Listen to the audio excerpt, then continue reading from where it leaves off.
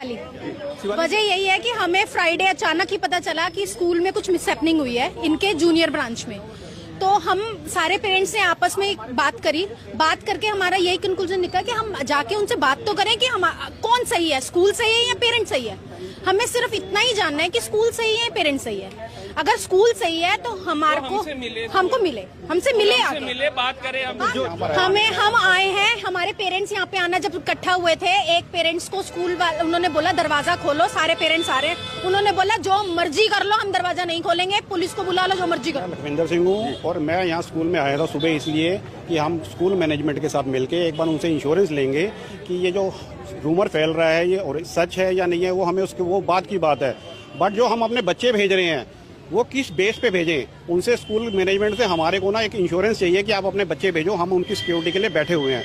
But हम सुबह से वेट कर रहे हैं। हमारे को ये जो हमारे दिल्ली पुलिस के जो SHO साहब भी आए हैं और बहुत सारा स्टाफ भी आया हुआ है, उनसे हमें सुबह से यही सुनने को मिल रहा है कि अभी थोड़ी देर में पता लगेगा, वो थोड़ी देर में मीटिंग करेंगे, थोड़ी देर में बताएंगे। और हमारे को पिछले 2.5 घंटा हो गया और हम यही बात सुने जा रहे हैं। पास आउट होने वाली है और बेटा जो है वो 7th क्लास में है। हमें सिर्फ यही चाहिए कि आपके स्कूल के अंदर प्रॉपर CC कैमरे चल रहे हैं या नहीं चल रहे, और मैनेजमेंट एक बार हमारे को इंश्योरेंस दे दे, हमारे को कोई दिक्कत ही नहीं है। हम पहले भी तो बच्चों को भेज रहे हैं ना, आगे भी भेज रहे हैं। यस सर मॉर्निंग में 8 बजे से खड़ा हुआ हूँ यहाँ पर।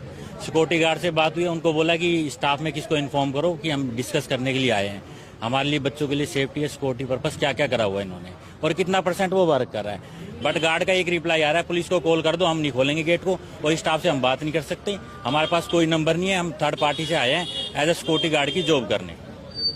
ये इन्होंने रिप्लाई करा। मन में डर ये बढ़ा कि स्कूल में बच्चे को भेजना नहीं चाहिए जब तक सिक्योरिटी और सेटिस्फैक्शन हमें नहीं मिलेगा। जब तक स्कूल में किसी बच्चे को SS मोहता सिंह स्कूल में किसी भी बच्चे को भेजो मत, वो अपने घर पे रखो या फिर दूसरे स्कूल में मूव कर जाओ। हमें बदमाश समझ रहे हैं, इसलिए पुलिस भी बुलाई हुई है और हमारे साथ कोई मतलब वैल्यू नहीं दे रहे हमें कोई।